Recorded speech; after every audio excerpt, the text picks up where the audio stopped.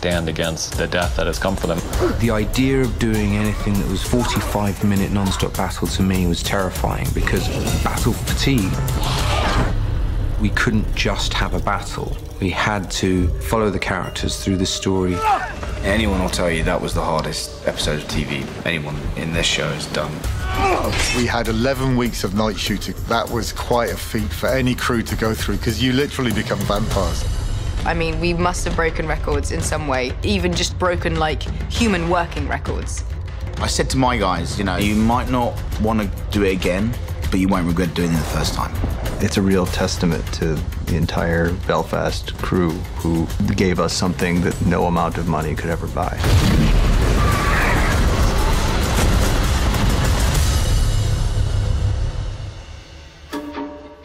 We've been building towards this for so long now. You think back to the very beginning of the very first episode, and it's Beyond the Wall, where the White Walkers are stalking a group of Rangers. This is the culmination of one of the key storylines in the whole show.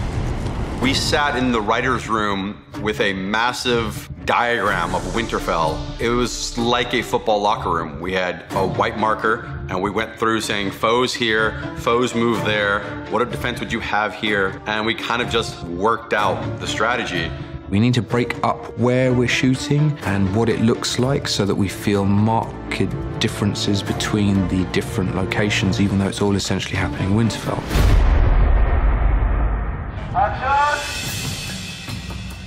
We've never been in anything but a pretty small fraction of Winterfell. We knew that, especially for episode 803, we were going to need a lot more Winterfell than we've ever had before, because the entire episode takes place in Winterfell, and you have 19 or 20 principal characters all involved in a very chaotic situation. Deb knew she needed to at least double the size of Winterfell. We needed to create a different gate. We needed to feel like, as the script dictated, that Winterfell was surrounded. The main consideration for Winterfell was just to make it much more visual, to fill the frame better. This has been not the case with the entire series. It has grown from this kind of small event into this massive thing that is reflected in the story. You can't expect the set to look the way it's necessarily described in the script. There's a certain amount you have to fill in with your imagination. They filled it all in for us. In David Nutter's words, he was, in the early episodes, building Winterfell up so Miguel could knock it down. And the thing that was really important to us was working out how Winterfell would close itself down. What steps would the residents of Winterfell take in order to protect themselves against the army of the dead? One of the things that was hit upon quite early was dragonglass, and how would the residents use dragonglass in order to protect themselves. The living do have some time to prepare for this battle, and one of the things they know going into it is that they're going to be outnumbered, and another thing they know is that the Whites don't like fire and dragonglass, so they're trying to use those weapons as best they can. It's lining the walls in the way that you might see a security wall topped with broken glass in our world. It's also in the courtyard in case the walls do get breached, to try to prevent the Whites from completely flooding. They'd done all that they could with dragonglass, but nothing they would do would ever be enough. We knew this episode was going to be almost entirely battle. That can get really boring really quickly if you're not careful. Part of what we cared about a lot here was getting Miguel on board. I think that we went to Miguel because Miguel had had some of the most challenging battle sequences, and he had done them brilliantly. He was going to set himself the challenge of not repeating himself, a way of looking at the action sequences that would distinguish them from the other sequences and actually bring out something in the drama.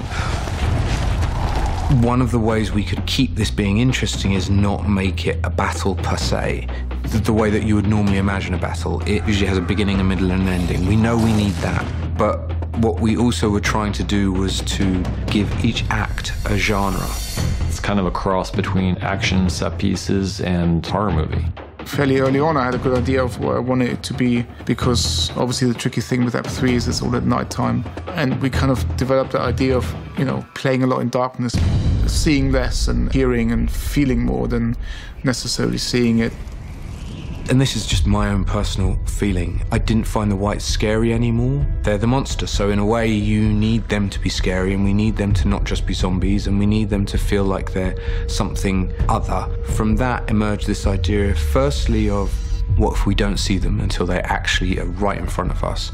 The only way we could think to do that is I thought of the horror movie convention of if you're in a haunted house in the middle of nowhere and the only light that emanates from that field is that house itself and everything else drops into darkness, it makes what would by day be just another meadow or town or whatever it is, it gives it an ominous feeling.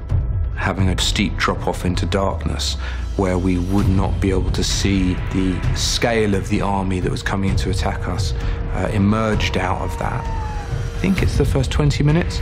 You don't get to see the monster at all you do is hear them. And I think for me that was one of the most scary ideas, because what if it didn't work?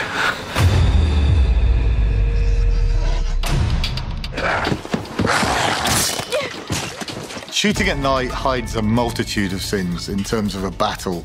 It did expand. I think we'd never thought it was going to take quite as long, although during the prep period it became obvious that the episode was just getting bigger and bigger and bigger. As soon as we did get that outline, I thought, this is not what we had imagined at all. Because it has whites and dragons, fire and night work, 11 weeks of it. It was something that you didn't want to focus on too much. You just treat it day by day, tick it off. It's always more difficult for the crew than it is for the actors. It just speaks to the quality and the hard work that goes into this show. That's the most amazing thing about our crew, is that David and Dan write it down and then we all try to figure it out.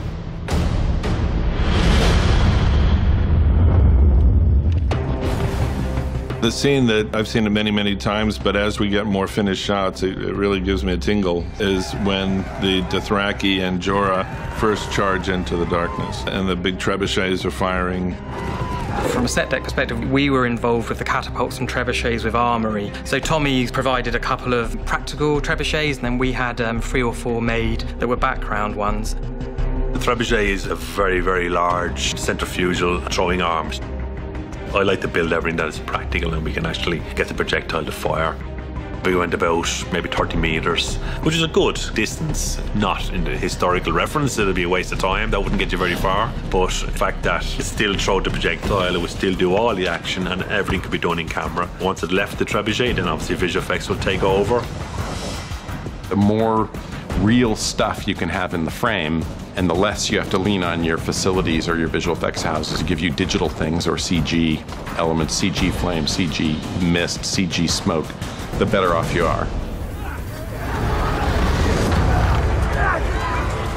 Over the 11-week period, that's a lot of smoke, a lot of changes in weather, a lot of equipment, a lot of crew to cover all of that. We had multiple wind machines, which we had to move every shot. We had multiple smoke machines, which we also had to move from every shot, every setup. Along with the snow as well, we had foam snow, we had paper snow, we had handheld snow guns, we had all sorts of things, just trying to surround every part of the action. The fog of war sequence, the whole point is nobody knows where anybody is. Everyone underestimated how powerful, how brutal this attack was going to be. They lasted a fraction of the time they thought they were going to last. All of these are reasons for us to feel the chaos of that particular moment. My goodness, it was overwhelming. You're on this huge set.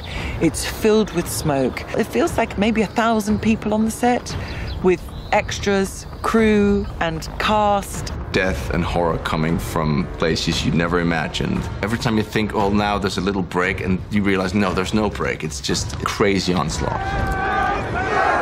It all just starts to fall apart, and decisions have to start being made on the fly. And that's all mixed in with the stuff of like, who am I doing this for? Who am I sacrificing my family for? It was important to see how difficult that decision was for Grey Worm to make. As soon as he pulls the rope on that trench, he knows that every one of his men he's never going to see again. He makes a choice, but it can tell that his heart is grieving as he does so.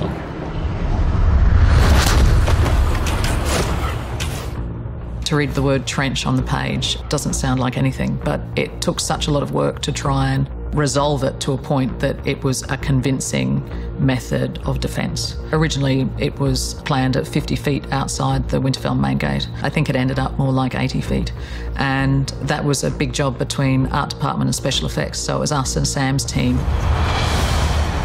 The complicated process of the trenches began with the concept of it being a first line of defence. Therefore, it had to be, impressive, had to be very big because of hundreds of thousands of whites attacking.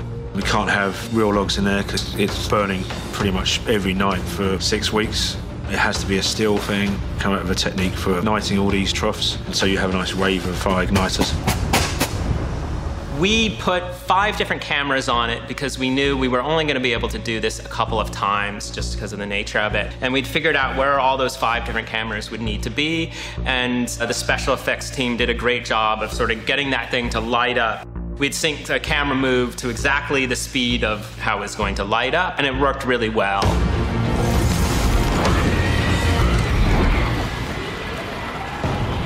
For a long time, Miguel always mentioned hell to me. This episode is just turning into hell for each character. A nice moment to introduce that would be when the trench goes up, which on the one hand for our antagonist is almost a saving moment because the trench eventually keeps the army of the dead away from them, but at the same time it actually turns image-wise into hell. We wanted them to feel, and at least in that moment, maybe this is all going to work out. Maybe things are all going to be okay. Those kinds of moments, those moments of hope, help emotionally shape the episode because it gives it somewhere to go when the hope is thwarted and things go the wrong way. And we thought that would help us with the episode as a whole, in addition to providing us with a visually memorable moment.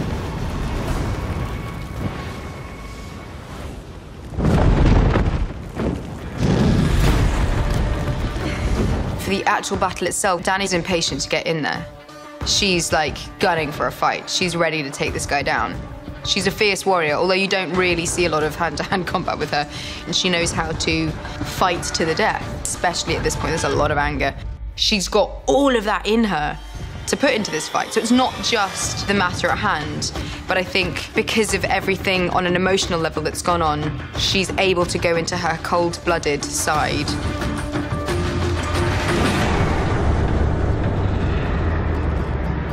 The Night King has exhibited various powers over the series, and one of the things that we know the dead bring with them is the weather, and part of it is just battle tactics. The 2 dragons are probably our hero's best chance of winning this fight.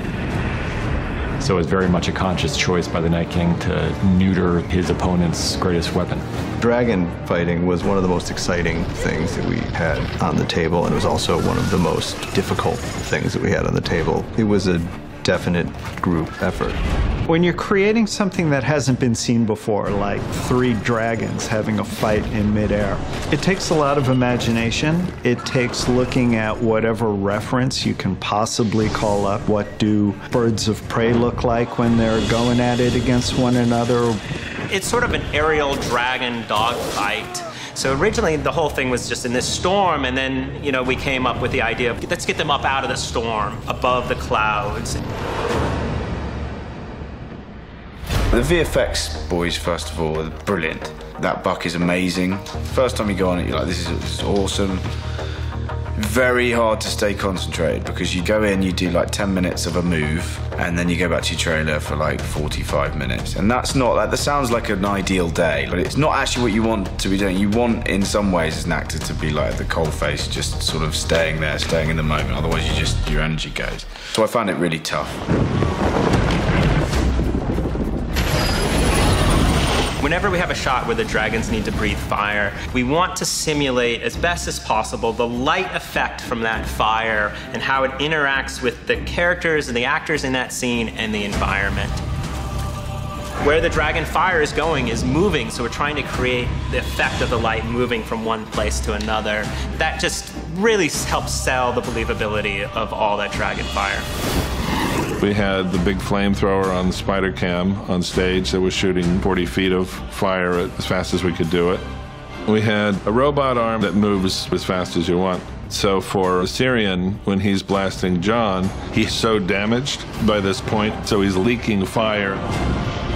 We actually did laser cuts from the digital model of those openings, and then bronze casts were made and then fitted with fire jets, so that the fire would interact with those surfaces properly, and then that was put onto this robot with a quick arm, and then the camera was also on a motion control rig too. And then we had a fire rig on the techno crane on the stage in our element shooting. And we had, it was either 6 or 8 weeks of solid element shooting.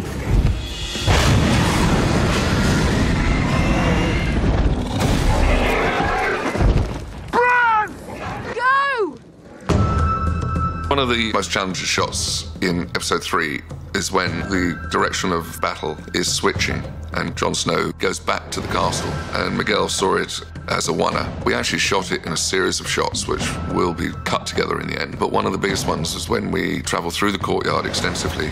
Kid's very aware of the camera, and he's very good at finding his marks and finding different positions that are required.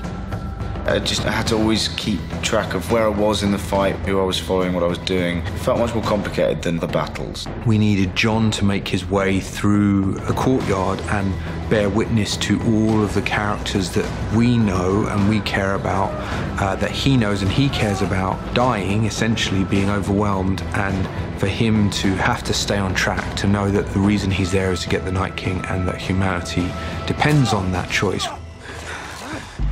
It wasn't so much about showing any single storyline as it was getting the sense of them all mixed into this chaos together and thinking that the chaos was going to wash over them and consume them.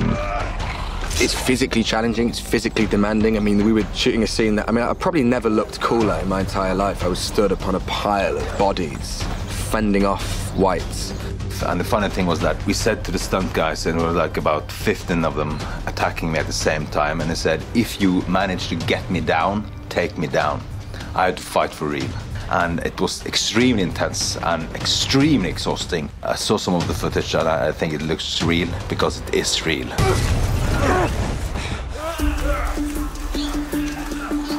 The prop team have been very, very busy. I don't think they'll want to see another mound of dead bodies for a very long time. Rob Cameron and Gavin Jones came up with the idea of moulding these bodies into these discs. So, the on-set crew would be able to pick the discs up, move them around, and each disc would have maybe 5 bodies sort of moulded onto it. That was a piece of genius, really, and allowed us to get through the season with much greater efficiency, a much less painful sort of process in order to build up the feeling of the war dead in a way that we hadn't been able to achieve before. Another challenge is that we not only build these massive sets, but nothing stayed the same. Every night the team would meet, and tomorrow this is what has to happen. What has to be snowed, what has to be cleared, what dead bodies do we have, which dead bodies do we have, are they fresh dead? We knew that in the episode that at some point the Night King was going to resurrect the dead. But in doing so, there's obviously all the cadavers and bodies which are in these tombs in the crypt, which would rise as well at the same time. Nobody thought of that. He's bringing all the dead people back to life, and they put the women and children in a crypt with all the dead people. For us, that was exciting because it was going to be a brand new challenge. We referenced ancient mummies, we looked at corpses and skeletal figures. It was scary because all the stunt guys that play the dead guys are in full brilliant makeup, and they're around dark corners. You don't fully know where they're all coming from. Shooting in the crypt was a lot of fun, actually. It was the first for me seeing White Walkers. The whole action was really fun because I never get to do any action. We were running around, Tyrion and I. We felt like action stars, even though we probably ran like 5 meters. That's not a set. That place really exists. It's terrifying down there. So it's kind of great. You have all this epic battle going on upstairs, and then this genuine horror movie down below. It was one of the scariest days of my life. Winterfell is kind of the home for the show, and one of the things that always struck us as a horrific aspect of this is that these hallways and rooms where we spend a lot of good times with characters that we care about has now become a horror set because it's been invaded by undead. We couldn't imagine a better protagonist for that horror sequence than Arya. Partly because we care about her so much, but partly because she's the one in the midst of it. We pick her up after being hit and taking the fall and running off. She's in a really bad way and in a lot of pain.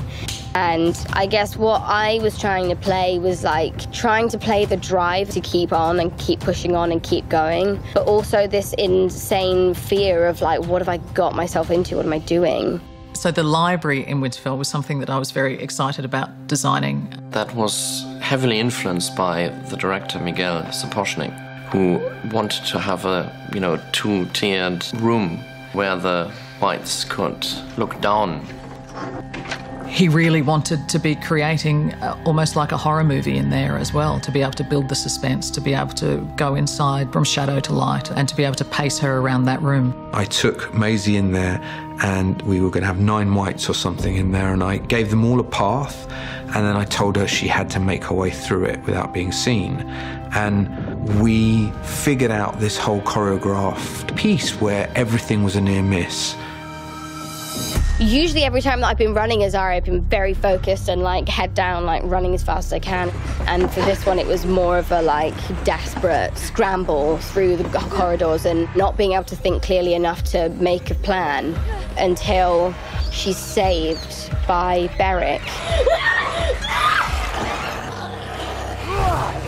As soon as we first saw Beric in the 3rd season, we started talking to each other about like, well, why this guy?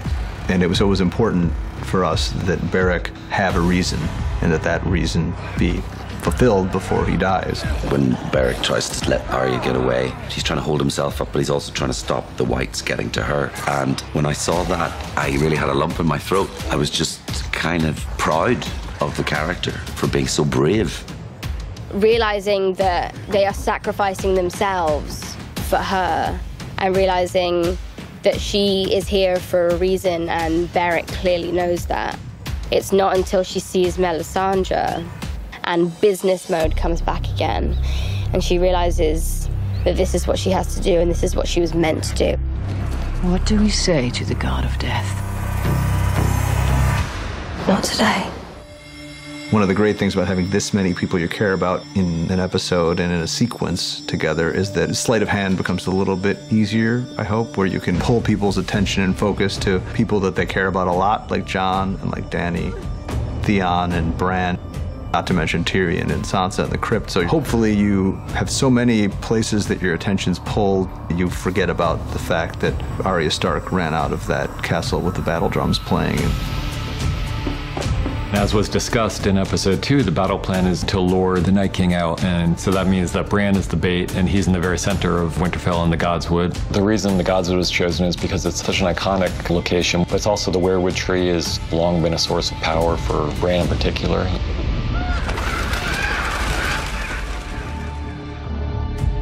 Just when you think that it's all over, and just when you think that Jon Snow's gonna be the hero again, Arya peers through the mist. Shooting that was tedious, but so great to be able to perform all these different beats within maybe like 2 seconds of footage. She does jump out of nowhere, and that's a wire rig. It's a wire rig we did on the location, but the location wasn't ideal. It was really hard to get a crane in there, and we've obviously got the weirwood tree, which is basically condemned. You know, it's all held together with wires. So it was tricky to do it there, and we did a version of it there, but then we had to redo it because it didn't have the ability to control it as much as we'd hoped, and it needed to be a real boom out of nowhere moment. We did a lot of just testing, her flying through the air, making it look exactly how they wanted it to in the shot. And so my role in that was doing just all the testing for it. And then by the time we got that dialed in, we brought Maisie in to do a few jumps, and once she felt comfortable, she was in costume and did that on the day. Maisie does almost all this stuff on her own. She has an excellent stunt woman for the dangerous stuff, but most of it's actually Maisie. And learning how to do these various tricks with the knife and learning how to flip the knife from one hand to the other. Once we saw how well she could do it in that moment with Brienne, we thought this is the way it's going to end against the Night King. I'm really proud of myself. I'm proud of everyone. I'm proud of the work that was put in, and I'm grateful that it was me and not Kit. I was pissed that it wasn't me killing the Night King. I would have given you I'd have bet you thousands. I think it's probably 3 years now or something we've known that it was going to be Arya who delivers that fatal blow to the exact spot where the child of the forest, put the dragonglass blade to create the Night King, and he is uncreated by the Valyrian steel. That's such a nice little full circle thing as well, that that's the knife that was destined to kill Bran, and here it is saving him. He's the king on the chessboard, and when the king is toppled, the game is over. It doesn't matter how many pieces you have left. And so we wanted to show that, and we wanted to see where each of our characters were in these moments. So it's kind of radiating outwards from the Godswood. At the end of that whole fight, there's this moment, and then they all drop. They call it de-animation. They just de-animated. That was so impressive, because usually when you see this in a movie, most of it is CGI. But here, so much, it's been camera, it's real. I'd be excited enough just watching that happen on screen and thinking, wow, what a great ending, but actually getting to be there and react to that as Bran is pretty special. At the end of it, it's a victory for the living, but at great cost, because some of our favorite characters fall. Jorah's entire life has been building up to this moment. His ultimate redemption is to give his life for the woman he loves and the woman he betrayed. And we knew that that scene in his hands would be fantastic. All he ever wanted to do was to fight to protect her. And if he could have chosen a way to die, this is how he would have chosen to die.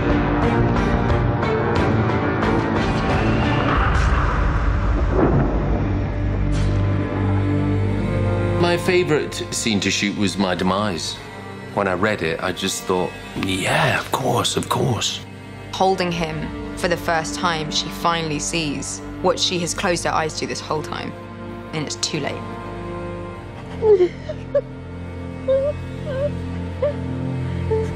You gotta go to your own depths to bring out that. It's really hard to fake that kind of pure grief like that, and Amelia just really brought it in those moments. I think part of it was because she and Iain had been working together for so long, and it's all coming to an end. We've been with these characters for so many years. We've been like to hell and back with them. It gets to a point where like it sounds crazy, but it's not a huge amount of acting. There are a few moments in the final season where characters are saying things to each other that we don't hear, and that's very much by design. And I think Dan and I both had ideas of what he's trying to say, but we're never gonna hear those words.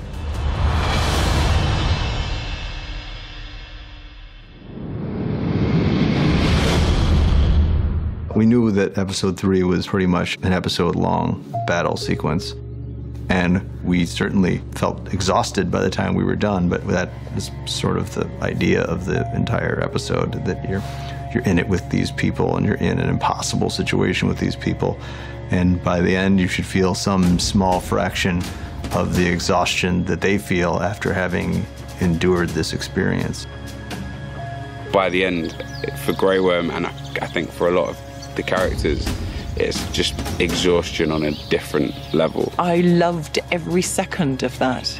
The torture and the brutality and the horror that you see in our faces is real. It was hard and it was bloody, and I must say that I'm impressed that we made it happen. Kudos to the crew. I don't think I've seen people work as hard as they have. Like, it's amazing the work they have done. I mean, it's a cliche, but it really couldn't have been done without them. I've said it before, I will say it again. We have the hardest working crew in the industry, full stop. At the helm of it, we have Miguel, who is extraordinary at shaping these incredible action sequences. And without him, that whole episode would have just crumbled. It never would have got done. There were so many people involved in this, and there was so much thought that went into every single section. You know, it physically hurt to make that show. In television, this has probably never been done before, and it's probably never going to get done again.